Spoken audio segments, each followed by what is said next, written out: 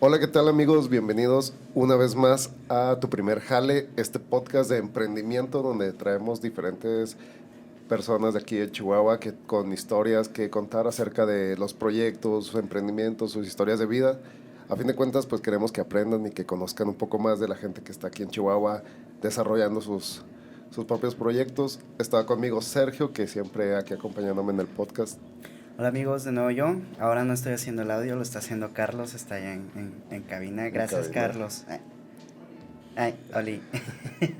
Y estamos pues para presentar a nuestra invitada el día de hoy. Es Gaby de la Cruz, que viene directamente de la Secretaría de Cultura, pero pues antes de iniciar un poquito o llegar hasta la Secretaría de Cultura con lo que actualmente hay, ¿qué tal? ¿Cómo te encuentras? Muy bien, muchas gracias Jair Sergio por invitarme a su podcast. Gracias ¿Ya habías por estado venir. antes en un podcast? Sí, ¿Sí? ya había estado. Perfecto. Muy bien. No, ahorita nos comentabas, antes de entrar a ya grabación, que eres música. Sí, soy música, soy cantante de ópera.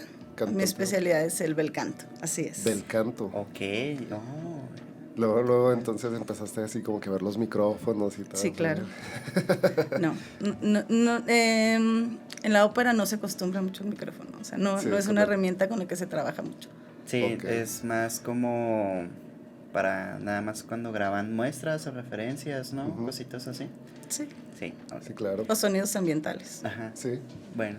Fíjate que, pues para comenzar con el podcast siempre hay la pregunta de Faun, que es hacer un recuerdo. Un flashback. Ajá. Muy intenso. La primera vez que tú hayas tenido contacto con el dinero o tu primer así trabajo que tú recuerdes.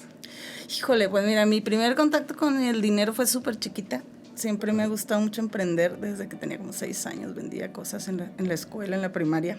Okay. Vendía calcomanías, libretas, como cositas de belleza, porque me encantaba ganar mi propio dinero. Entonces la verdad es que yo creo desde entonces busco cómo ganar mi dinero propio y ser independiente. Creo que es la parte que más me gustó desde esa edad. La libertad que te da el tú ver por tu propio sustento. Y en aquel momento, o sea, por ejemplo, pues empiezas a vender en la primaria, me imagino. Sí. ¿Vendías estampas, calcomanías? Sí. ¿Pero eran para álbumes o...? De todo. O sea, yo veía que podía haber negocio en algo y ahí me acuerdo cuando la primera vez que me dio un billete de 20 pesos. O sea, era mi primer billete, fue lo máximo. ¿Qué te compraste con esos 20 no pesos? No recuerdo, he de haber comprado más cosas para venderlo, más seguro. Okay. Siempre lo invertí. Inversión, muy bien. Y en ese aspecto, por ejemplo, o sea, de que empiezas a conseguir tu dinero y que vas ahí, ¿qué te decían tus compañeros? No recuerdo más bien a los adultos como riéndose, o sea, con una sonrisita, porque había una parte muy graciosa, porque de camino a mi casa había una imprenta que hacían facturas. Okay. Entonces yo descubrí que tiraban lo que sobraba de la libreta. Y para mí era un súper desperdicio, entonces así chiquita fui y les toqué, oye, me regalan lo que les sobra, y de ahí empecé a vender libretas. Okay. Entonces me acuerdo cuando iba a recoger mi insumo, que les daba mucha risa. O sea, siempre me lo daban con una risita de, mira, ahí viene por su era más materia prima. Una cuestión de reciclaje, ¿no? Ajá. Ok, sí. Y por ejemplo, yo tenía compañeros que también vendían cosas, ya sean dulces o cuadernos o cosas así. En el salón, ¿nunca tuviste como un problema con algún profesor que se haya incomodado o algo así porque vendieras cosas? No, para nada. ¿No? ¿Eran chidos? Okay. Porque, por ejemplo, sí llega a pasar, no eran tan chidos. Sí llega a pasar que de repente, y últimamente me ha tocado ver historias, ¿no? Que hay niños que quieren así hacer cositas y la escuela no les permite, ¿no? Estar dentro de las instalaciones, hacer ese tipo de cosas. O algún profesor se burla y les bajan los ánimos, aunque no sé por qué tengan esa mentalidad. Y hay muchos padres, inclusive, porque ahí vamos a ver qué aspecto pasó con los tuyos, pero padres que hay quienes también les dicen desde muy chiquitos, no, o sea, no tienes por qué o no tienes la necesidad, o sea, a lo mejor no tienen la necesidad, agradeciendo que hay niños que pues pueden tener todo lo básico, ¿no? Porque hay otros que sí la sufren y pues de ahí mismo hasta apoyan a la familia, ¿no? Pero hay padres que de repente pueden decir, ayudar, ¿no? En tu caso, tus papás, ¿qué fue la reacción o cómo? La verdad, como que no recuerdo porque fue tan chiquita y tan orgánico, o sea, y así ha sido toda mi vida. O sea, siempre he tenido negocios propios y siempre he buscado, o sea, entonces la verdad es que no recuerdo. Creo que les ha de haber dado gusto porque me iba muy bien para estar tan chiquita, pero sí, no era un tema en el cual yo tuviera que aportar, no a esa edad, a mi familia. Posteriormente, bueno, y a lo mejor ya no era una carga, pero no era por ahí. O sea, creo que sí era una intención legítima de hacer algo por mí misma, ¿no? Claro. Y posteriormente, ¿cómo te llevó el camino a conseguir, no sé, tu primer empleo? Formal. O formal, o inclusive todavía otras cosas que hayas hecho o emprendiste otras cosas. Sí, bueno, tuve en algún momento chiquita, todavía como de 18, de los 18 a los 24, en algún momento me asocié para tiendas de regalos y luego trabajé en tiendas de regalos. O sea, fue como todo mi periodo de estudios en Chihuahua. Me fui por esa línea. Pero luego, una vez que ya incursiono en la música, me encamino mucho en todo el tema artístico y cultural. ¿Cómo descubriste tus dotes musicales? No sé, como en secundaria, o sea, era muy penosa, entonces me daba cuenta que cantar no me causaba pena. Entonces, y empecé como que me retaba, siempre me reté en muchos sentidos, no nomás en lo económico, como que me daba pena hablar en público, entonces dije, me voy a poner a leer lecturas en las iglesias, claro, estas de los domingos, y luego voy a cantar, y estudié danza contemporánea, o sea, cosas que me retaban a quitarme esa timidez, que me quité por completo en algún momento de mi vida. Entonces ahí fue cuando ya tuve una formación bastante artística desde muy chiquita, sobre todo en la pintura. He estudiado muchos más años pintura que música, pero mi formación profesional sería en música. Entonces, ya en algún momento descubrí la música para mí como la disciplina artística más sublime y la que más conecta. Para mí es eso, la música. Entonces ya fue que decido irme por la música. ¿Recuerdas tu primer concierto? Sí. ¿Qué sentiste? Padre, es súper emocionante. La adrenalina es muy emocionante de cantar. Sí. Y sobre todo la técnica operística. O sea, es algo que si no lo estudias, pues nunca vas a saber que lo puedes hacer, porque todo lo podemos hacer. O sea, es un tema técnico. Entonces es muy impresionante la primera vez que escuchas tu voz con ese sonido y el vibrato, y es como, caray, o sea, esto lo produzco yo. Es muy padre. O sea, la teoría dice que entonces cualquier persona podría llegar a cantar ópera.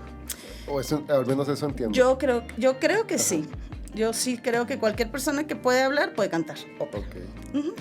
Habrá mejores voces que otras, definitivamente. Okay. Porque sí, por ejemplo, hay quienes se tienen como que este sueño de querer cantar, pero tienen estos ejemplos de tal cantante de reggaetón o de música muy comercial, por ejemplo, y se pueden agüitar, ¿no? Cuando en realidad a lo mejor su voz bien trabajada puede entrar dentro de otros aspectos, ¿no? Dentro de otros géneros, inclusive.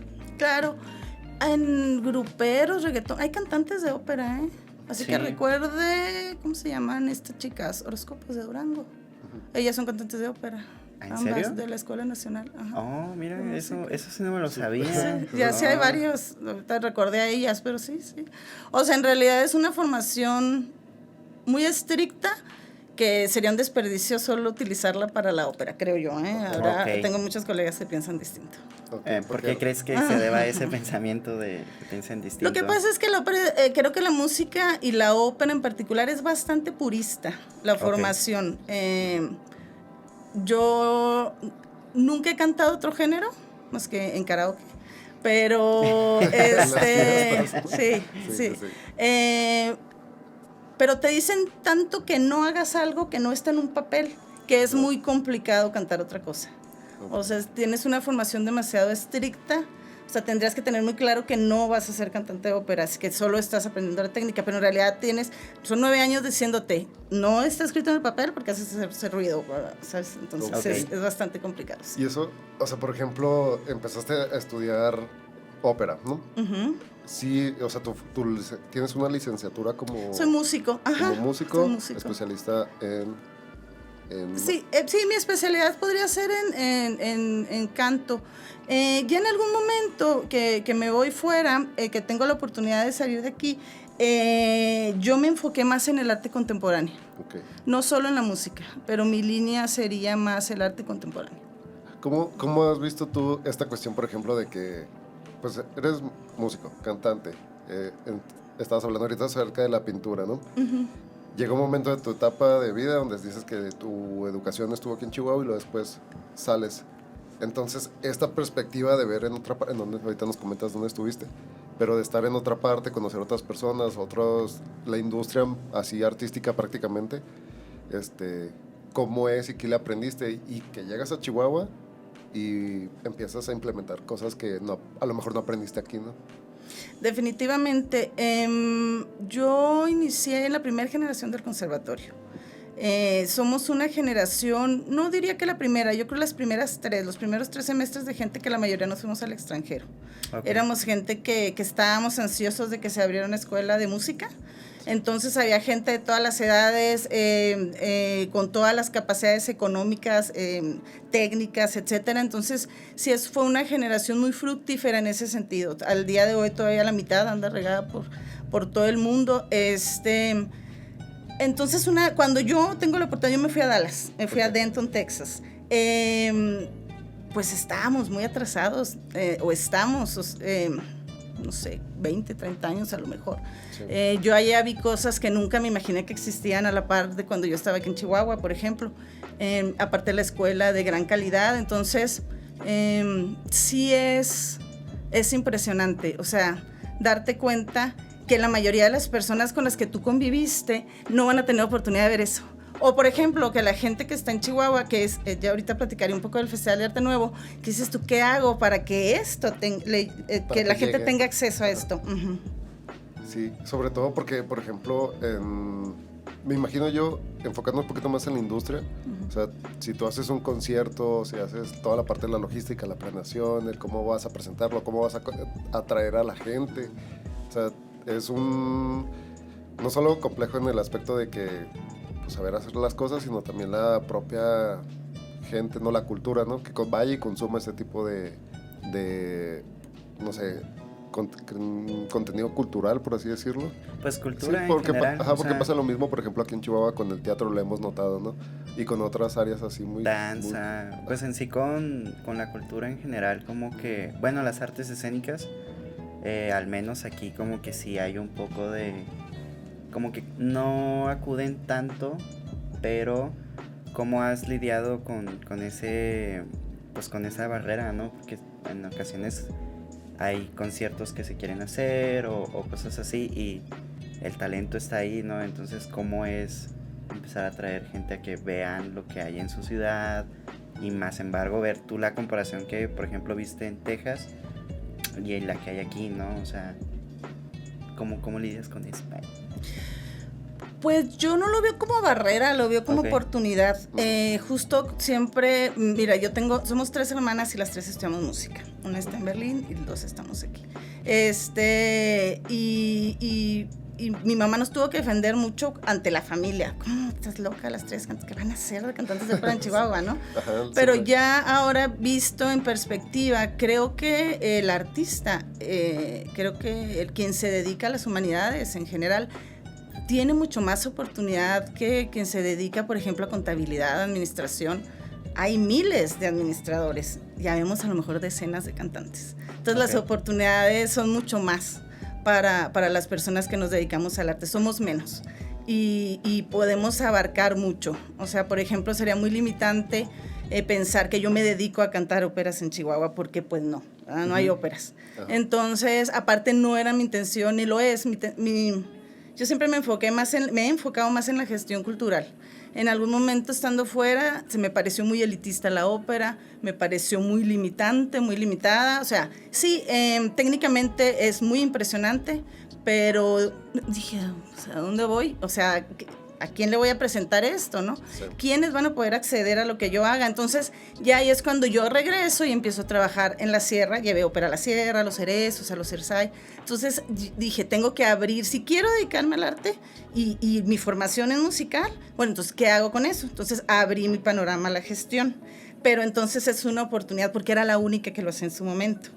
Sí, entonces empezamos a desarrollar programas, entonces se va sumando, pero porque aparte éramos pocos, ya ahorita ustedes hablan de que es poco, que hay pocas opciones. Hace 20 años, 25 años, cuando empecé yo a estudiar, los de teatro y los de música y los de visuales íbamos a la exposición del pintor, al concierto de la cantante, o sea, andábamos un grupo de 20 personas en todas las presentaciones de todo. La escena iba formándose. Éramos un puño de personas.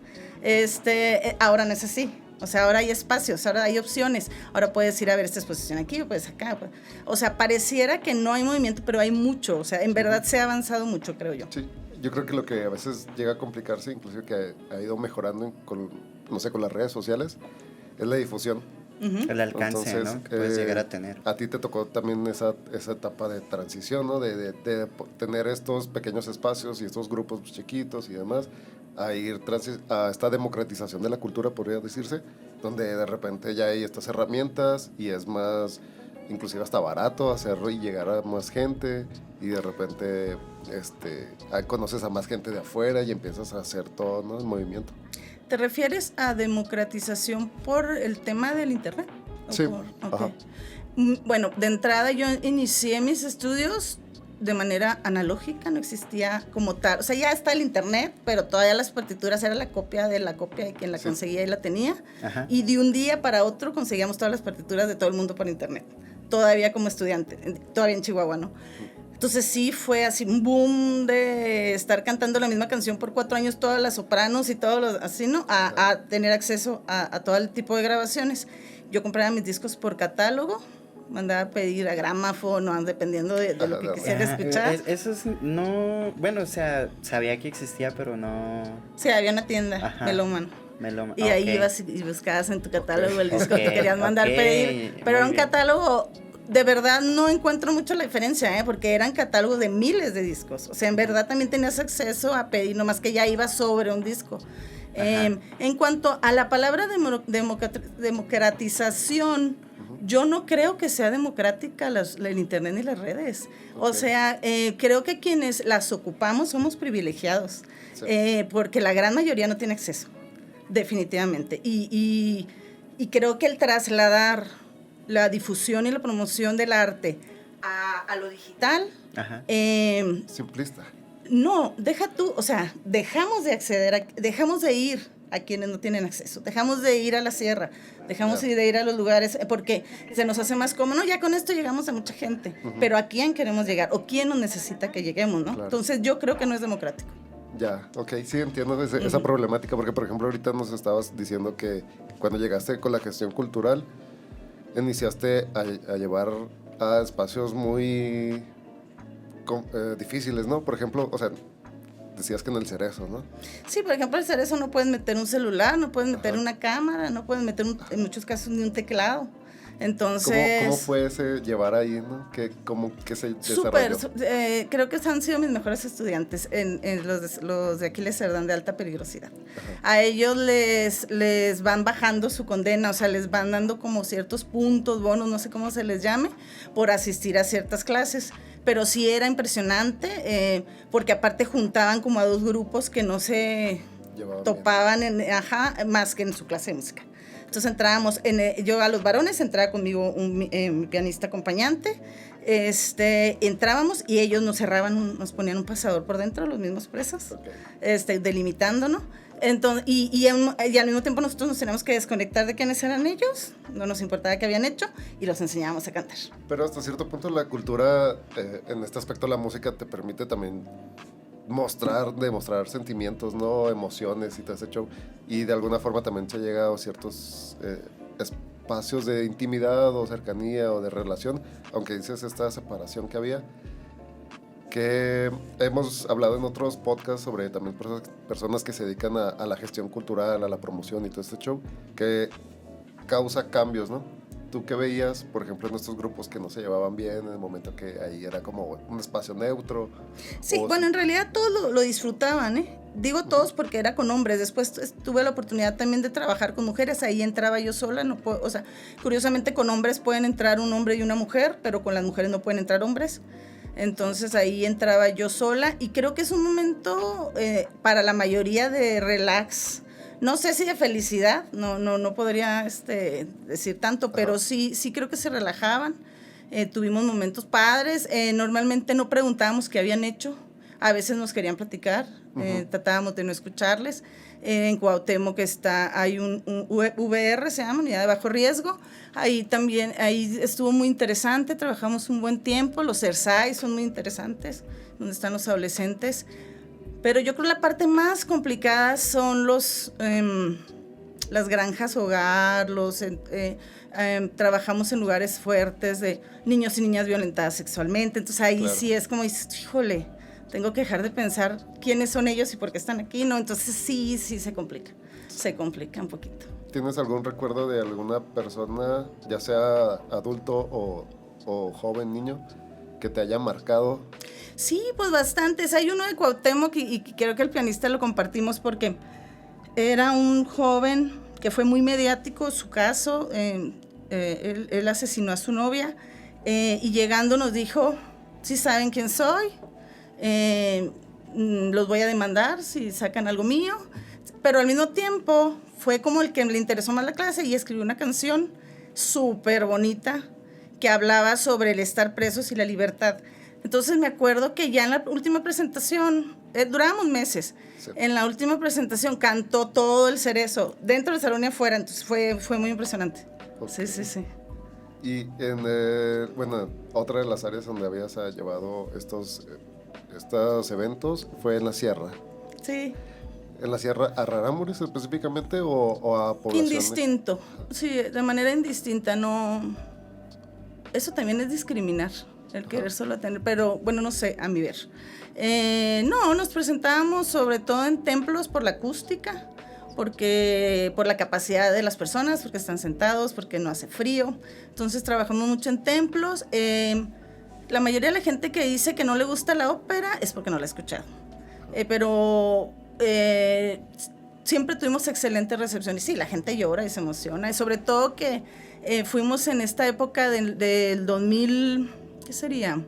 2010 al 2015 más o menos, todavía 2009, mucha violencia. Todavía, bueno, hasta el día de hoy, pero sí, entonces la gente se conmovía mucho de tener esta hora, 2 horas de distracción. Sí, claro. ¿Has tenido alguna presentación? O sea, mencionas que has ido como a templos por la acústica y toda esta cuestión. ¿No has ido a alguna presentación o has tenido alguna presentación en algún cañón o algo ya con pues más una acústica, podría decirse, natural? No, yo presentarme no recuerdo, fíjate, hemos llevado mucho, pero no recuerdo haber cantado en algo natural.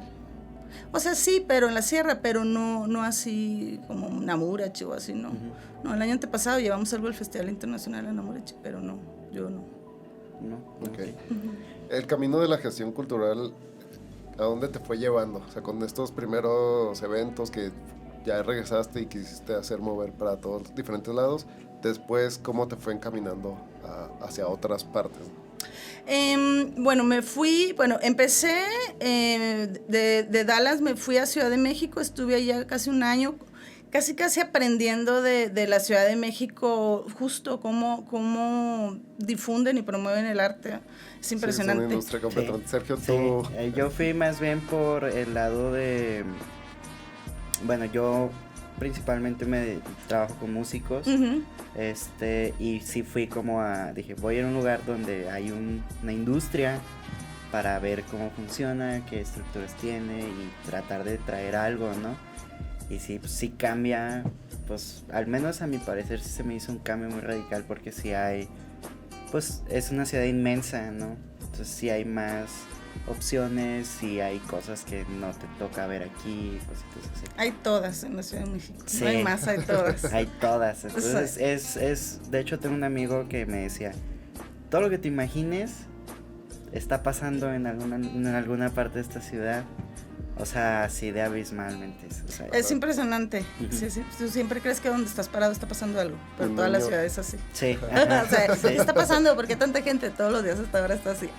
Sí, me decía, o sea, me decía en tono de burla, ¿no? Me decía, si tú te levantas un día con la idea de vender una piedra que te encuentras, la ciudad es tan grande que alguien te la va a terminar comprando. Y yo así, al principio se me hacía como que, ay, claro que no, pero ahí duré bastantes años, fue así como que, sí hay bastante, o sea, no exploré ni un 5%, 10%, claro. O sea, es demasiado. Sí. Yo creo que como artista tienes la obligación de irte. Sí. No sé si de regresar, tampoco nos pondría tanta carga encima, pero yo sí sentía la obligación de regresar. Pero sí tienes la obligación de ir y de conocer, porque les decía yo, cuando tienes un maestro local que solo estudió aquí, le aprendió el 15 del 15 del 15 al que a lo mejor estudió en la Esmeralda o el que a lo mejor estudió en un conservatorio. Entonces tienes la obligación de salir y ver lo que está pasando en otros lados y ver si te gusta o no, si quieres continuar con lo que estás haciendo o si le agregas algo, lo más seguro es que le vas a agregar algo. Claro, tan solo para visualizar inclusive hasta dónde podrías llegar, ¿no? Uh-huh. O sea, llega un momento donde a lo mejor ya aquí tienes el top, ¿no? De tu área y a lo mejor te sirve de inspiración, pero no sabes que en otra parte hay algo más cabrón, algo más difícil que hacer, pero al mismo tiempo también te metes esos retos de querer mejorar.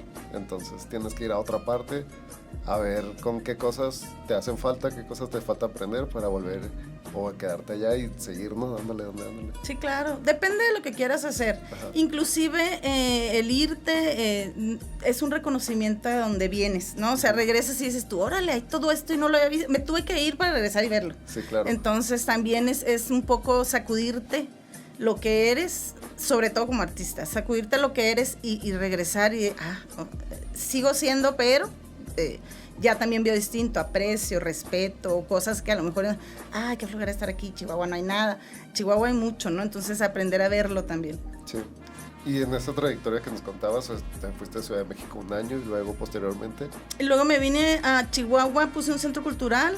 ¿Cómo se llamaba? Casa del Arte, yo no le puse el nombre, de hecho nunca me gustó, pero bueno, nos fue muy bien, trabajamos mucho con niños y niñas, trabajamos mucho la parte coral, a mí me gustan mucho los coros, es la parte que no me permite desarraigarme de la música, que es el coral, del canto sobre todo. Estuvimos muchos años trabajando coros, cuando los llevamos a varios lados, estuvimos en varios momentos, grabamos un disco. Y luego fui delegada de cultura de un partido a nivel estatal, y es ahí ya de que me sale la invitación para unirme a la Secretaría de Cultura. Cuando se conforma la Secretaría de Cultura, es un trabajo que venimos haciendo desde hace 20 años, se consolida y dijimos, órale, pues está padre, ¿no? ¿Cómo fue eso? O sea, del momento en que ya llegan y dicen, ok, aquí está ya, o sea, ¿qué sigue? ¿Con la Secretaría? Ajá, sí. ¿Qué sigue? Pues todo. Pues sí, o sea, no, el Ichicul venía trabajando de una manera, pues, muy padre desde hace muchos años. O sea, la verdad creo que Chihuahua ha contado con un gran respaldo en tema cultural, o sea, en cuanto a presupuesto, o sea, siempre ha habido, siempre hubo esta condición de mejorar desde hace muchos años con la formación de la Orquesta Filarmónica. El Estado cuenta con 2 orquestas, Sinfónica y Filarmónica, pero también cuenta con un Instituto Chihuahuense de la Cultura, contaba, que atendía el Estado. Creo que la Secretaría viene a consolidar la parte de descentralizar los servicios culturales. Sí, claro. O sea, cree que tenemos un mayor alcance a los 67 municipios, pero creo que lo más importante, lo que yo siempre defiendo, es que nos sectoriza. La cultura forma un papel relevante como la economía, como la educación. Entonces, ese sería para mí el logro más grande de la conformación de la Secretaría. Nosotros votamos y somos parte de la política pública. Y ves los efectos directamente, ¿no? O sea, lo que causa tal proyecto y lo que pasa el siguiente año. Entonces vas viendo la evolución también, ¿no? Sí, que ya el Ichicul lo hacía, porque trabajamos muchos programas federales que están establecidos desde hace muchos años. Justo esta administraciones federales quien está haciendo algunos cambios, pero sí, o sea, ves un impacto mayor, pero sobre todo te sientas en la misma mesa, con los demás secretarios, con el gobernador, ¿no? O sea, el que tener nosotros representantes, tener a la secretaria sentada ahí tomando decisiones de política pública, creo que es lo más valioso de la conformación de la secretaría. Muy bien. Y, por ejemplo, ahorita estabas comentando que ya estás a cargo de dos proyectos, ¿no? Uno de LECA y el otro el fomento a las... ¿Cómo se llama? No, bueno, yo soy la responsable... Es un nombre muy largo. Sí, yo soy la responsable de la vinculación cultural Okay. y la procuración de fondos en la Secretaría de Cultura. Okay. Yo atiendo toda la parte local, estatal, nacional e internacional. Tenemos a nuestro cargo todos los municipios, los 67 municipios, todos los programas nacionales, festivales internacionales y demás. Dentro de esto nacen varios programas. La vinculación y la procuración se crean como parte de la Secretaría de Cultura. Entonces ahí hacemos diagnósticos participativos al inicio de la administración y se detecta que no se atiende al artista en formación ni emergente. Se atiende más a quien puede cobrar con factura, a quien se ha dedicado a esto por años. Entonces vemos la necesidad de crear un festival, que es el Festival de Arte Nuevo, que atiende tendencias a nivel nacional e internacional, pero también desde una perspectiva no solo de, vamos a enseñarles lo que está pasando en otros lados, vamos a enseñarles que lo que están haciendo está bien, vamos a traer gente de fuera que va a enseñarles y va a aprender de ustedes. Entonces es un encuentro local e internacional muy interesante. Estamos ya en la 4ª edición del Festival de Arte Nuevo. Al igual hay otros programas, Fiestas de Chihuahua, que atiende todas las necesidades de los municipios. Llevamos programación a los municipios y está ahora desde el año pasado en la 2ª emisión el estímulo fiscal para la cultura y las artes, que es el ECANA Güeame, que también es un compromiso que tiene la secretaria desde que inició la administración y lo hicimos de la mano y nos entusiasmó mucho la idea de que ambas queríamos lograr este estímulo. Es el tercero en el país, somos el estado con mayor presupuesto, tenemos una bolsa de 28 millones de impuestos sobre nómina. Sí. Entonces creo que es uno de los grandes logros de esta administración, el estímulo fiscal para la cultura y las artes. Justo hacíamos números la semana pasada, antepasada, de las propuestas de empleos que se podrían generar a través del ECAN. Este año recibimos arriba de 125 millones de pesos en proyectos. Entonces estamos hablando de miles de empleos que se podrían generar si tuviéramos ese recurso para apoyar a todos estos proyectos. Pero aún así estamos hablando de más de 1,000, 2,000 empleos que se van a generar a través del programa. Y es un programa que nace en medio de una pandemia. Ajá. Es un programa que decimos, híjole, nos aventamos o nos esperamos. Dijimos, es el mejor momento. Con todo y que las empresas pues tuvieron recortes de personal muy significativos, trabaja sobre impuestos sobre la nómina, pues nos la jugamos, y creo fue un gran acierto. El año pasado generamos alrededor de 1,500 empleos a través del programa, pero sobre todo es la gente quien hace su propuesta. No somos nosotros quienes les decimos qué hacer, son ellos los que hacen propuestas muy interesantes. Teníamos en el radar a un cierto grupo de artistas y gestores, pero nos sorprende la cantidad de gente que está haciendo gestión, promoción y difusión cultural y artística. ¿Ha ido incrementando el número, conforme a los años, el número de solicitudes de proyectos? Apenas estamos en la 2ª emisión, pero sí. El año pasado recibimos 187 proyectos con un monto más o menos de 90 millones de pesos. Este año estamos con 229 proyectos recibidos, con 125 proyectos más o menos, 123 en dictaminación millones. El año pasado teníamos una bolsa de 18 millones, este año el gobernador nos dio 10 más. Entonces, de un año a otro hemos tenido logros muy significativos. Y somos de los pocos estados que apoyan la cinematografía, por ejemplo, el patrimonio cultural. Es un estímulo que no atiende particularmente la creación artística, es solo una más del desarrollo cultural. Atiende el desarrollo cultural. Claro. Para que nuestros espectadores y oyentes entiendan un poquito respecto al estímulo fiscal, prácticamente yo tengo el proyecto, quiero lograr esto, y a través de un programa de gobierno, es decirle, a tal empresario, ¿no?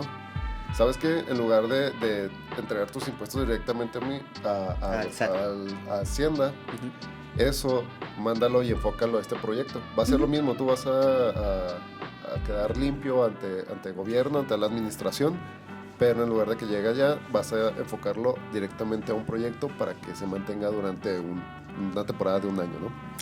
Sí, es la temporalidad del año fiscal, pero puede durar menos. puede durar un poco más. Pero sí, así funciona, haz de cuenta ya algo beneficiada, voy con Sergio que es de empresa, le digo, Sergio, no, Hacienda, la Secretaría de Hacienda me permitió que tus impuestos, si tú así lo deseas, se acrediten en mi proyecto cultural, tendrás que hacer un trámite, por supuesto, sí, te piden cierta papelería, no tiene costo, nada más te piden que imprimas una carta que vale como 200 pesos, sería lo más complicado es que vas 2-3 veces a Hacienda a firmar, pero en realidad la difusión, la promoción que le estás haciendo a la empresa a través de un proyecto cultural, el ser socialmente responsable, o sea, te atiende también las certificaciones, nosotros también les llamamos culturalmente responsables, es muy valioso. De verdad, las empresas, ahorita tenemos alrededor de 55 empresas, tenemos 70 convenios que estamos trabajando de la emisión anterior, ahorita ya tenemos las 2 emisiones empalmadas. La verdad es que las empresas, los empresarios y empresarias están muy contentos con los resultados del programa. Sí, porque creo que llegó en un momento en específico donde los artistas están, pues tan solo el trámite, tienes que hacerlo muy específico, tienes que desarrollarlo y ser así bien, ¿no? Entonces te exige una rigurosidad, no solamente en el aspecto de creativo, sino también en profesionalización, ¿no? Así sí. Se hacen las cosas, así se entregan, así se hacen los reportes, así se hace. Entonces también ayuda a que se vaya haciendo pues más profesional toda esta escena artística, ¿no? Sí, y inclusive creo que la mayoría más bien se sorprende que ya lo son. A mí me cuesta mucho trabajo hablar de nosotros como profesionalizadores, o sea, yo no me siento capaz de profesionalizar a nadie, sobre todo cuando estamos hablando de gente con grandes trayectorias, pero sí a lo mejor encaminarles para que vean la consolidación de sus empresas culturales, ya sea a través de un colectivo, a través de una asociación civil o de una sociedad. Más que profesionales, creo que se ven reflejados ya como una empresa, se asumen como una empresa cultural. Creo que esa sería la parte valiosa. Volvemos a lo mismo, se sientan en la mesa de la economía del Estado y eso es muy relevante, el tema cultural. Un lugar, ¿no? Ajá, toman el lugar que corresponde en la cultura. Perfecto. Bueno, pues nos gustaría que antes de terminar el podcast, tenga algún mensaje o algo extra que tú quieras comentar. Bueno, primero agradecerles por la invitación y pues invitarles que se sumen a estos programas, al estímulo fiscal para la cultura y las artes. Su podcast podría postularse muy bien para UNECA 2022. Ahí vamos. Que se acerquen, les asesoramos desde ya. Hay muchos proyectos que vamos encaminando para que se dictaminen de mejor manera. Nosotros no tenemos nada que ver con la dictaminación, el equipo de Lecana Güéame, pero sí podemos apoyarles para que alineen sus proyectos positivamente. Entonces eso, que se sumen, ahí estamos para servirles. Siempre les digo que si tienen duda, no dude, que pregunten. Entonces sería esa parte, y que estudien artes. Habemos muy pocos artistas, hay mucha oportunidad para nosotros. Sí, hay que meterlo un poco. Y que, bueno, yo sí le aportaría en el sentido de que si eres chavo y quieres estudiar arte, que no te cierres en las puertas, no tú solo. Sí, vi a mucha gente que las familias les decía, estudia otra carrera y luego música. No funciona. Sí, no funciona. El arte es muy demandante. Ajá. Si te vas a dedicar al arte, te vas a dedicar al arte. Sí, yo creo que también ahí está la confusión de que muchas personas piensan que puedes tomarlo como un hobby o algo así, pero puedes tomarlo como un hobby, sí, pero no vas a ser tan competitivo como quien decide el camino del arte como un modo de vida. Y la verdad es que vas a tener muchas satisfacciones, te vas a divertir mucho trabajando. Creo que somos los que más nos divertimos. Sí, eso sí. Definitivamente, todos los que andamos en el medio. Así es. Bueno, redes, información, me parece que en la página... En la página de la Secretaría de Cultura, sí, ahí encuentran toda la programación. Tenemos la página de Lecana Güéame, que es el nombre del programa de estímulos fiscales, la página del Festival de Arte Nuevo, pero en la página de la Secretaría van a encontrar todo lo relacionado. Justo estamos en momento de dictaminación, está cerrada la convocatoria, pero yo les invito a que se preparen, son montos altos, son techos presupuestales de $500,000, $1 millón de pesos, merece la pena hacer un proyecto de gran calidad, le van a dedicar meses, entonces empiecen a trabajarlo y de verdad buscamos cómo se apoya el mayor número de proyectos siempre. Bueno. Igual van a estar haciendo también las redes por ahí bajito. Sí, va a estar todo aquí en video, y quienes nos escuchan en Spotify, pues que vayan a las redes sociales a encontrar los links. O ahí a la Plaza Cultural Los Laureles, ahí estamos Perfecto, también aquí en la División del Norte. Ajá, y con toda la Universidad. gloria. Así es. Perfecto. Bueno, pues muchas gracias por estar aquí en el podcast. Esperemos que en otra ocasión vuelvas aquí a visitarnos. Y pues siempre agradeciendo a todos, a quienes vienen aquí a contarnos un poquito acerca de sus historias y pues propuestas nuevas, ¿no? Claro que sí, muchas gracias a ustedes, muchas gracias Jair, muchas gracias Sergio, un placer. Igualmente. Bueno amigos, se viene de un proyectito ahí con Sascandil que incluye Mario Kart y cine. Va a estar interesante. Síganos en nuestras redes y también suscríbanse al canal de YouTube. Y pendientes ahí con lo que se viene.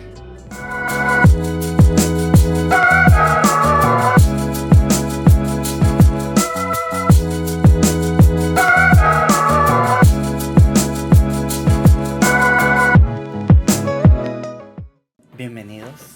Hola amigos, ¿cómo están? Bienvenidos a esta emisión nueva de tu primer jale. ¿Va a salir continua o separada? Sí, continua. Volvemos al capítulo, tomamos un break. Antes de presentar a nuestro invitado de nuevo, Yair, ¿cómo estás? Pues muy bien, ahora sí estamos a punto de hablar sobre uno de los proyectos bastante importantes aquí en Chihuahua. Y pues tenemos aquí al mero mero. Al mero mero. Bueno, damos la bienvenida a Fernando Ramos, ¿sí? Sí lo dije bien. Coordinador del ECA-Nahuel. Bienvenido. Bienvenido. Hola, ¿qué tal? ¿Cómo están? Muy bien, ¿y tú? Muy bien, gracias por la invitación. ¿Cómo te sientes? Bien, es la primera vez que estoy en un podcast. Sí. ¿Te acostumbras a escuchar tu voz? Sí, es justo nuevo. Eso. De repente te ondeas contigo mismo, ¿no? Estás así. Sí, acá. ¿Quién es ese que está hablando? Ya, no se calla. Escuchando voces. Es lo más similar a la esquizofrenia. Yo creo, sí. Sí. ¿Cómo estás? ¿Bien? Bien. Muy bien. Bueno, la pregunta obligada del podcast, más o menos ya ahorita viste un poco de la temática. Y la pregunta obligada es, ¿cuál fue tu primer trabajo, tu primer contacto con el dinero? ¿Te puedes remontar a los inicios de los tiempos? Bueno, yo creo que fue de dos maneras. Ajá. Mi primer contacto con el trabajo. En mi familia, bueno, yo no soy de aquí de la ciudad, yo soy de San Juanito, Chihuahua. Muy bien. De la sierra. Yo soy de Francisco Madero, mucho gusto. Mucho gusto. ¿De quién eres? Les faltó decirse. ¿De quién eres? No, para es ubicarse. con la mano. Me hacen así. ¿Qué onda? Primo. ¿Qué Mi mamá tenía una cafetería junto con mi abuela. Y pues vendían hamburguesas, burritos, de todo. Y me tocaba ayudarles muy seguido. Nada más que eso fue por parte de mi familia, pues estarles apoyando con eso. No era muy remunerado, pues más bien era la necesidad de que les ayudáramos. Teníamos mucha gente a veces ahí en la cafetería. Y de otra parte me gustaba mucho pues vender cosas también. O sea, juntaba la ropa de cosas así de mi hermano y de mi mamá que yo no usaba. Y sin preguntarles me salía a venderla ahí en la calle. También pues a veces me iba con mis amigos a caminar y juntábamos botes así para juntar dinero y pues a comprarnos papitas y así. Yo vendí piratería. Capítulo 2, vayan a ver. Sí, y en ese, por ejemplo, ahí en el que estabas vendiendo cosas y demás, o sea, básicamente en estos pueblos y así, todo el mundo se conoce, ¿no? Sí. Entonces, de repente, el trato con las personas de que otra vez vienes a venderme o cómo era. Ya te compré ayer. Te compré ayer. Era muy, bueno, tengo un recuerdo muy presente que de cierta manera valoro mucho, que es una vez salimos mis primas y yo juntos y pusimos ahí toda la ropa fuera de casa de mi abuela y me acuerdo mucho que no había nada de gente en la calle, así nada. Entonces lo que hicimos, sacamos una bocinita que tenían mis primas y pusimos música así a todo vuelo, pues, para que se acercara la gente, y nos pusimos a bailar y así. Pues al final se me hace que por eso no venía la gente. No vendimos nada. ¿Cuántos años tenías? Yo tenía como 12, ellas 13 años. ¿Qué canciones estaban Es de que moda? era irse a la placita, ¿no? Más bien ahí a vender. No, más bien, el truco ahí es irte a la calle principal. Y dar la vuelta, no, pues es para otras cosas. No, pero puedes vender ahí, puedes pararte ahí, todo el mundo va a pasar. O a la entrada del pueblo. Sí aplica. Ah, ¿ves? Emprendimiento. Era la de... Ay, la de ese botecito que Dios te dijo. Ok, muy bien. Sí, me acuerdo muy bien. Y de ahí, o sea, ¿continuaste haciendo más cosas ahí en tu lugar? ¿O de repente en qué momento te viniste a Chihuahua? Venirme a Chihuahua fue ya hasta antes de empezar la universidad. Antes de eso todavía pues, tuve pues otros trabajos. Me acuerdo incluso en la primaria estaban esas cosas que se tejían. Entonces vender las pulseras. Las pulseras. Ah, pero sí, de esas que podías hacerlas En como cuatro. en cuadro. En círculo. En Ajá. círculo y uno que era como una trencita. Sí, Sí, va. siempre estaba el que, ¿sabes? Una cobra, ¿no? Y esas cosas. Sí, yo era uno de esos. No, voy yo- a enseñarles, voy a hacer un tutorial de cómo hacer eso. Ya me acuerdo que hacía las pulseras junto con mi vecina pues ahí de la cuadra y pues las vendíamos así a tíos o así. Y de ahí sacábamos. Yo llegué a vender en la secundaria pulseras de Shakira, güey. Entonces hacía cruzadas y rectas. Entonces sí vendía acá 2-3 cosillas. 2-3 cosillas. Sí sale, sí deja. Sí, pues la neta ¿Qué te decían tus me iba papás? chido. Güey. Pues mi mamá nunca opinó mucho al respecto. O sea, fue como... Se reía. Mi mamá es muy cotorra, le gusta mucho la cosa. Entonces, todas esas cosas le dan de risa. Nunca le molestó lo de que vendiera cosas. Al contrario, yo creo que siempre fue así como que, oye, pues, ¿qué vas a hacer ahorita, mijo? ¿Qué te vas a mochar? Sí, ¿Qué me vas a comprar? Sí. Y tampoco eso nunca me exigió así de que tuviera que aportar o algo, jamás. Al contrario, yo creo que la libertad económica que me da mi mamá pues ha sido un privilegio. Pero mis tías y esos pues también. Vengo de una familia muy llena de guasa, más que nada por mi abuela. Mi abuela siempre fue muy cotorra, entonces descansa. Ok. Sobre todo, por ejemplo, bueno, ahorita te hago la pregunta más bien. Terminaste ahí y te viniste a la universidad acá en Chihuahua. Pues eso fue a los 12 años. Todavía después de eso, durante la prepa me tocó mucho vender tareas. Siempre. ¿Vendías tareas? Sí. Ok, Súper hace bien. poco se hizo muy viral una compañía, o sea, es una empresa literal Ah, sí. que haz te vende tu tarea. exámenes y tareas y cosas así ahí en la UNAM. Pues aquí en Chihuahua también había una. Y yo Hacemos conozco tu tarea. amigos que hacían tesis. Yo sí llegué a ver 2-3 de esas cosas. Pero, por ejemplo, No, yo no escuchaba eso. pero, No sé o sea, quién es. Ay. en la primaria, secundaria, todavía creo que pues hacerle la tarea o pasar la tarea, pues es parte de, ¿no? Sí, ¿Tú sí Ya. dejabas? O sea, ¿tú sí pasas la tarea? Sí, ya hasta un día, en un momento ya me harté, porque era como que nada más por puro interés, ¿no? Ni siquiera recibía como que, pues la amistad, cotorreo y este Yo tipo de sí. cosas. Entonces dije, no, o sea, nada más me quieren así. pero a todos nos tocó mandar ese mensaje de ¿qué onda? Buenas noches, ¿cómo Ah, no, estás? abrías la compu y luego te salía la ventanita del Messenger de está conectado y luego, ¿me pasas la tarea? Ah, sí. Sí. O a mí no o más bien como que justo a minutos de que la tuvieras que revisar, ahí, ¿no? yo ahí no la podía aplicar porque siempre era el primero de la lista, güey. Sí. Entonces, si yo no pasaba la tarea antes de entrar a clases, ya me fregaba. Por ejemplo, hiciste todo este tipo de cosas ahí en la escuela. Sí, y tuve trabajos también trabajé mucho con el súper de un amigo, la tienda más famosa de todo San Juanito, el Super San Juan. El Super San Juan. Super San Juan, muy bien. Y pues la familia de mi bebé siempre fue siempre me ayudaba mucho con eso. Siempre que les pedía trabajo me daban trabajo sin problema y todo. Y trabajaba muy a gusto con ellos. Me llevaba muy bien con sus tíos. Como que el negocio siempre ha sido muy familiar de ellos. Y me llevaba muy bien con sus tíos y con todos. Entonces estaba chido trabajar ahí. Y de ahí O sea, todavía continuaste y en un momento ya te fuiste. En ese momento mi mamá se fue a vivir de San Juanito, se fue a vivir a Madera porque le dieron una plaza de maestra allá y me quedé viviendo solo con mi abuela y con mi tía. Entonces fue la edad de la prepa, ¿no? O sea, ya mi mamá como que dijo, no, ¿sabes qué? Mejor si vente a vivir conmigo. Estás muy desmadroso, Sí, ¿no? sí, vente a vivir Es una conmigo. etapa, mamá. Este es mi verdadero yo, ya te lo dije. Sí, las pulseras de cuadritos. Sí. Como estas. Sí, ándale. Sí. Entonces me fui a vivir con ella a Madera durante un año. Allá conseguí un trabajo pintando cuadros con mi profe de inglés. O sea, nosotros pintábamos los cuadros, él nos daba todo, lienzos, pintura y todo, y él se encargaba de venderlos. Ok. Entonces, o sea, literal, ahorita te estás encargado de un programa cultural y ese de los cuadros fue tu primer acercamiento al arte o desde muy chiquito todavía tuviste otros. Pues yo creo que mis primas siempre fueron muy buenas para cantar la guitarra, tocar la guitarra Tocar la y guitarra y también. tocar la voz. Pero a mí lo que me llamaba más la atención durante la secundaria, tenía una maestra de español que nos puso a leer lo típico de la clase. Yo creo que Romeo y Julieta nos tocó leer en esa ocasión.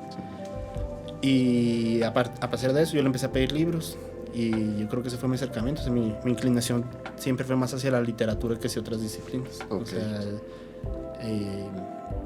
empecé a leer en la secundaria y en la prepa pues ahí tenía mis libros y así. Llegó un punto donde dije pues quiero estudiar letras. O sea, y ese fue como me tiraba. Mi mamá pues no sabía qué iba a hacer, qué iba a aprender de mi Se vida. preocupaba de ti, ¿no? ¿Cómo fue ese proceso? O sea, ¿cómo llegaste y le dijiste, mamá, voy a estudiar letras? Pues yo creo que fue más aferración y en un punto fue así como que nunca batallé para la escuela, siempre fue así que en concursitos de física y química y así. Ok. Pero en el momento de mi mamá, sí que vas a estudiar y mi mamá esperaba que fuera químico, doctor o algo por el estilo así, pero yo, ¿no, letras? Toma. ¿Qué? Sí, y estuvo de acuerdo, no, me dijo, pues es lo que tú quieres, está bien. Ay, Ya ya tú. ya no te voy a mantener. Sí. Oye, pero por ejemplo, fuiste foráneo y estudiando letras que obviamente te ponen así monchesotes de lectura, ¿no? Bien densas. Entonces, por ejemplo, pues, no sé, ¿estuviste aquí viviendo solo o estuviste con roomies y tener que estar acá con la carga? Primero me vine a vivir aquí el último año de la preparatoria. Aquí acabé la prepa, entonces vivíamos mi hermano y yo nada más. Después de eso conseguimos un roomie, éramos tres. Y los tres vivimos juntos durante muchos años, hasta que llegó un punto en donde mi madrina me dijo que si me quería ir a vivir con ella, y yo dije, no, pues sí.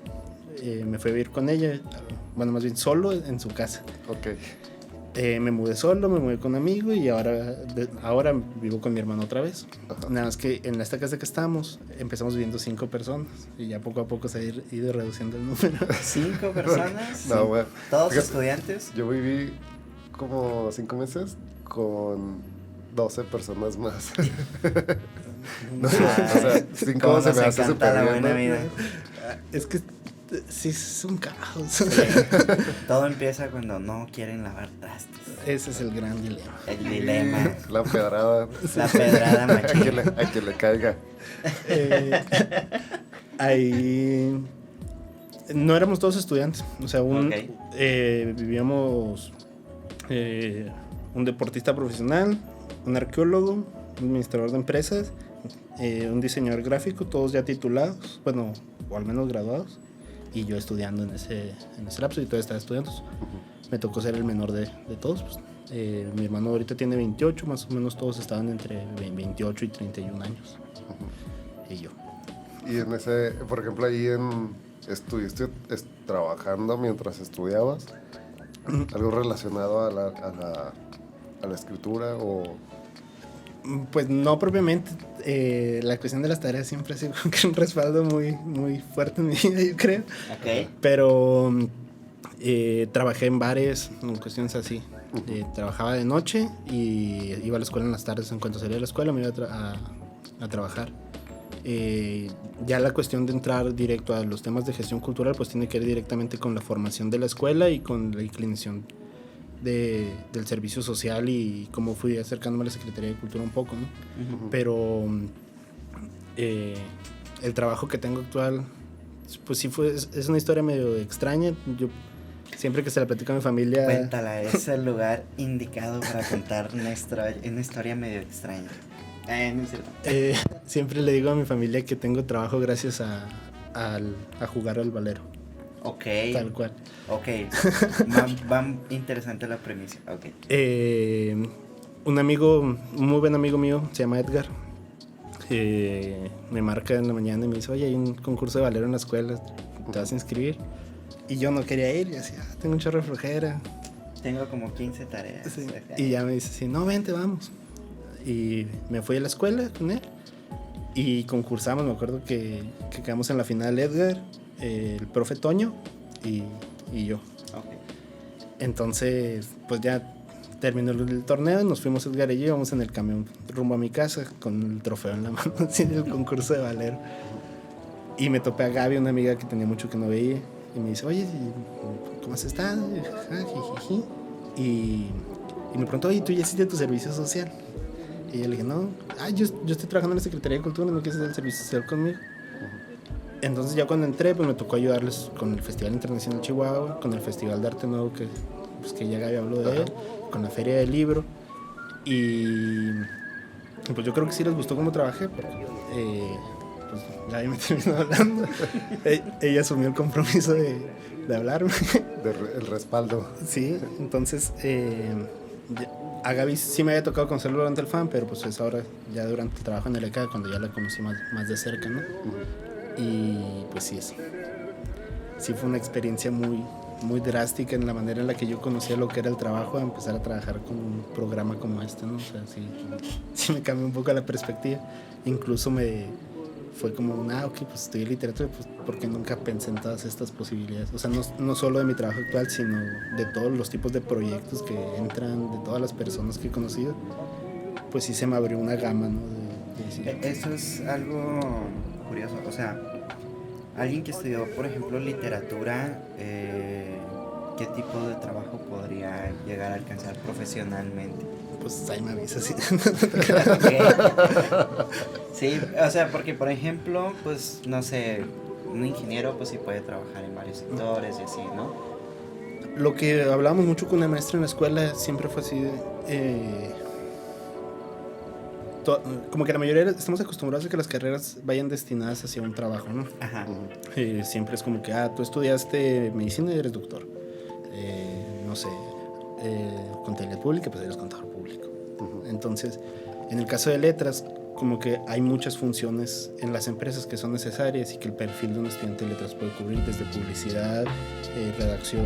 Un profe nos decía, vayan y consigan trabajo en las maquilas, porque dicen, necesitan personas que redacten y traduzcan los manuales, porque en el caso de redacción hay un abismo en el cual si se malinterpreta una cosa se puede crear un caos y pues ahora aquí desde la política pública pues sí me ha tocado ver ejemplos, cuestiones de, por ejemplo, ahora que es revisar reglas, procedimientos, cosas así. El hecho de que una palabra puede interpretarse de distintas maneras o limita las reglas o las expande, entonces es ser muy cauto. La semántica deja abierta mucho interpretación. Exacto, entonces es delimitar muy bien lo que quieres decir y yo creo que todos los lugares en donde se necesite mandar un mensaje muy claro necesita un estudiante de letras. Ok. Ya.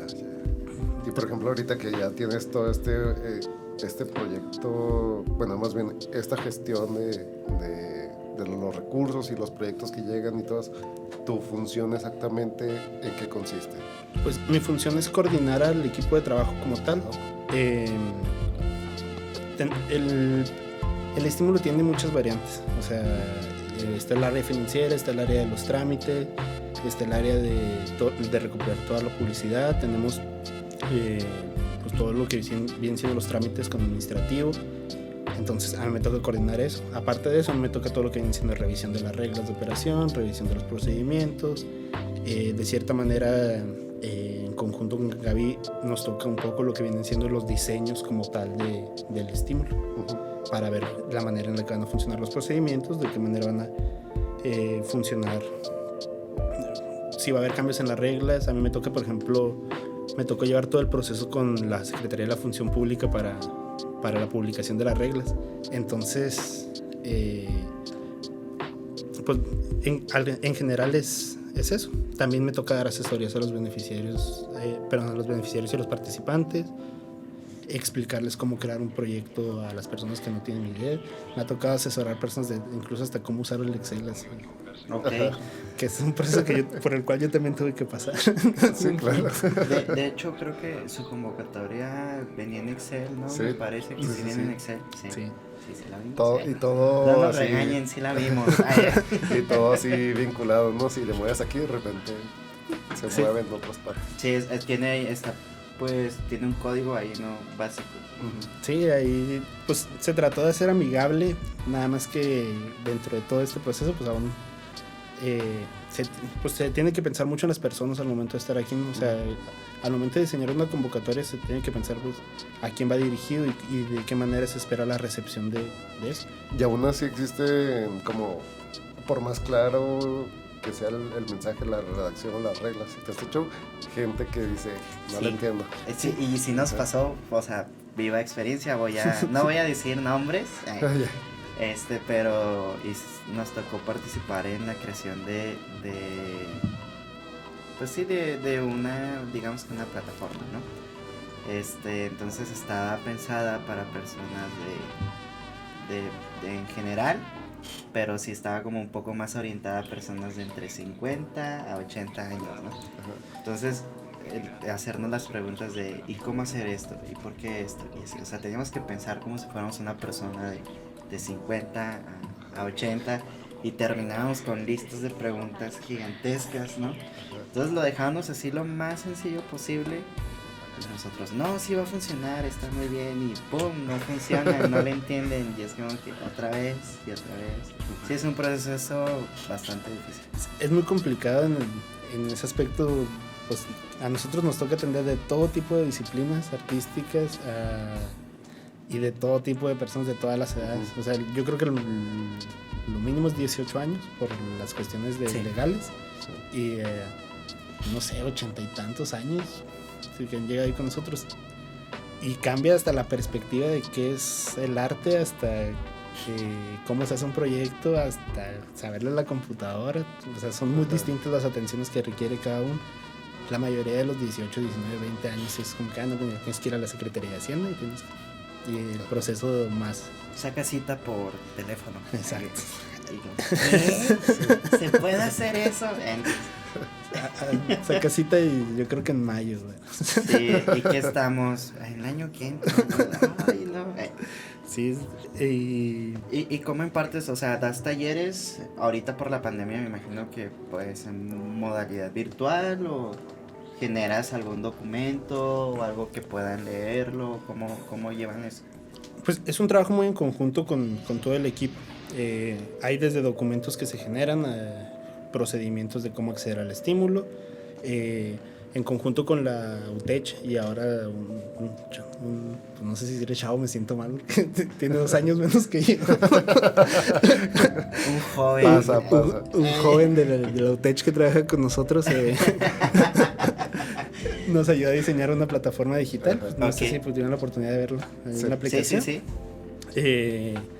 Entonces también nos tocó dar sesiones en vivo por Facebook, en la cual se daban las preguntas y todo, y es mucho esta dinámica, yo creo, de tratar de explicar los formularios que nosotros necesitamos, y si tienen dudas sobre si sienten que su proyecto puede estar ambiguo, no saben para dónde encaminarlo, pues como que tratar de dirigirlo, ¿no? Si, pues es que tú eres más de patrimonio o vete artes visuales o así. Okay. Como que es más orientación.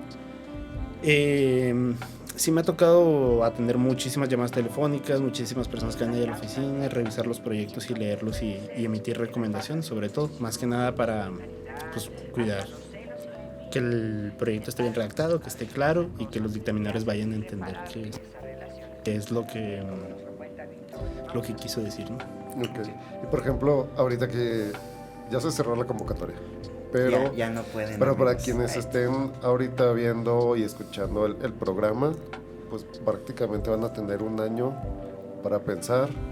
Obviamente va a haber sus cambios posiblemente dentro de este show. A ver, sí, Pero- decir, un año para marcar, Un año para preguntar. preparar la idea y todo ese show. Pero normalmente que son cosas básicas que tú les tienes que les recomendarías, ¿no?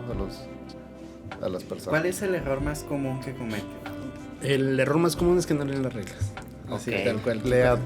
Sí, Primer es como consejo, aprendan a leer. el instructivo, ¿no? Que Ajá. lo abren y no, yo sí lo puedo armar y pasan 10 minutos y ya no encuentran el instructivo. Sí, primero es la convocatoria es como que la presentación que tienes, ¿no? Pero Ajá. yo siempre confío más en las reglas directas, o sea, para que sepas todo lo que puedes hacer, todos los derechos que tienes y todos los derechos que tenemos incluso nosotros como trabajadores de la Secretaría, ¿no? O sea, ok, ellos sí me pueden pedir evidencias de vez en cuando, cuestiones como esas. Lo primero es lean las reglas bien.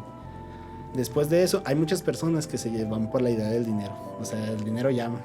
Sí. El dinero es dinero. Entonces es como, me van a dar $500,000 de pesos, entonces, ¿qué voy a hacer por $500,000 de pesos? Ajá. Cuando el proceso yo creo que es completamente al revés, es, tengo una idea, ¿cuánto me cuesta? Ajá. Sí, o sea, porque no es hasta $500,000 de pesos, no es como, pues sí, no te vamos a dar nada más $500,000, lo que tú me pides, que no pase de $500,000. Ujú.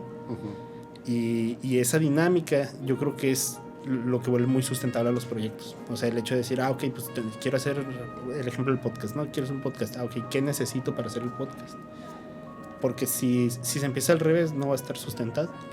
Y esto es algo que...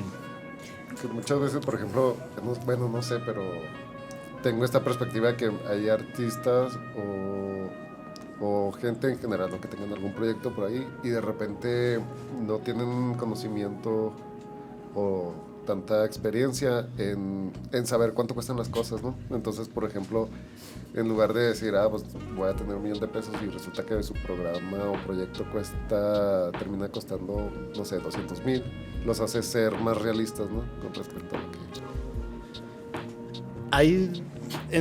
Es que al hablar de los presupuestos hay muchos casos. O sea, hay el que sabe qué pedir y cómo pedirlo siempre. Sí. O sea, que es como que el presupuesto ideal, el que pide de más, y el que peor de los casos que mismos es cuando pides menos de lo que cuestan las cosas. Ajá. O sea, porque asumes compromisos Sí, de cierta la manera responsabilidad. y el respaldar esos compromisos económicamente se te van a complicar, o se vas a tener que empezar a gestionar dinero de otras partes o así. Que igual no es como que seamos muy estrictos, simplemente los dictaminadores saben también la ventaja. No es como que si les presentan un concierto tipo Pal Norte, ya que mencionaste, no por así decirlo, Patrocínanos. por $500,000 de pesos únicamente, pues obviamente, claro que no, o sea, imposible. Son cuestiones también que te hablan de quién alcanza sabe, ¿no? para los Johnnies Desde y los bebederos. Ok. Bueno, pues entonces, no sé, en este aspecto de que ahorita estás ya ahorita estás trabajando con los que ganaron o todavía se sigue en dictaminación. Todavía están en dictaminación. Ok. No sé, yo creo que si le toca a alguien ver este podcast, debe estar así de que los mencione. Hola amigos, todos de seguro ya los conozco. Pero no, o sea, apenas estamos terminando la fase de dictaminación. Más tarde, entre el 19 de mayo más o menos, ya tenemos resultados publicados, o sea, ya saben quién sí y quién no. Y ya, ¿En dónde los publican? se publican en las redes de la Secretaría de Cultura, en la página de Lecana Web, y se les notifica personalmente a los beneficiados también. Perfecto. Entonces, pues esperemos que los afortunados. Sí, y los que no, pues que sigan puliendo sus proyectos, Tienen un ¿no? año para marcar. Sí tocaron muchos proyectos que de un día para otro ya querían hacer todo el proyecto. Sí, no. y claro, o sea, no es complicado, pero sí se le tiene que dedicar tiempo. Ujú. Por ejemplo, si yo ya tengo un proyecto avanzado, ¿no? Digamos, no sé, yo que por ejemplo trabajo con músicos, quiero grabar mi disco y ya tengo algunas canciones, pero me falta mezclarlo, me falta, no sé, maquilarlo. ¿Se pueden inscribir ese tipo de proyectos ya que llevan cierto proceso ya avanzado? Sí, de hecho, en las reglas viene un apartado específico que es todos estos avances, pues nada más los adjuntas como una prueba de todo el trabajo que has hecho. Y especificas muy claro qué es lo que necesitas. O sea, necesito nada más la masterización y Ok, perfecto. Sí, pero sí hay muchos proyectos de coinversión también que recibimos. O sea, yo ya conseguí $500,000 de pesos acá, 200,000 acá, y nada, necesito que el programa me dé X número de pesos, ¿no? Entonces también este tipo de proyectos apoyo. Muy bien. Bueno, pues entonces, ¿algo más que quieras? Salud, mejor afuera que adentro. Vayan a ver el video donde eructó y... Ya ni me acuerdo. Oye, ¿algo más que quieras agregar al podcast? Pues agradecerles nuevamente por la invitación. Como les comentaba, es la primera vez que estoy en un podcast. Es una experiencia extraña, pero sí te acostumbras a escuchar todo. Sí, ya te soltaste, mira, ya. Y pues invitar a las personas que están viendo, tanto que vean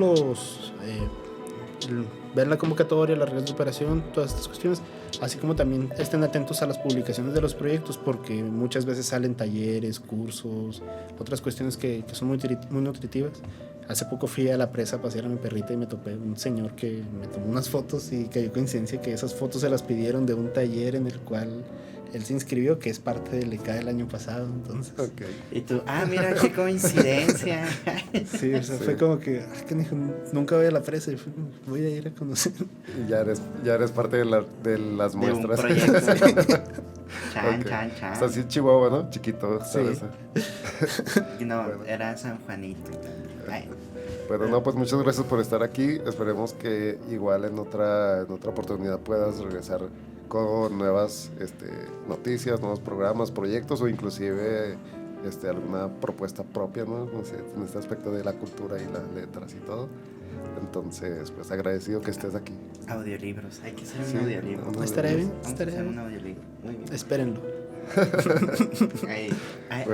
Bueno, las redes pues ya saben, aquí abajito, igual va a estar la de la página, y contactos también para que puedan las personas que tienen dudas o quieren hacer pues llenarse un poquito más de información de su proyecto, puedan llevarlo pues a cabo, ¿no? ¿Qué más se me está olvidando? Suscríbanse al canal de YouTube. Sí. Ya mero llegamos a los 15. No es cierto. ¿Cuánto llevamos? ¿Como 100? Algo así. Ajá. Y en Instagram tenemos más. Nos ven mucho en Instagram. Ahí vamos a estar compartiendo todos los extractos. Muy bien. Perfecto. Bueno, amigos, fue un gusto. Muchas gracias de nuevo por venir. Gracias. Pues nos vemos. En la próxima, ya verá, acabamos la temporada. Sí, ya menos se acaba. Y pues así. Cuídense del COVID. Bye.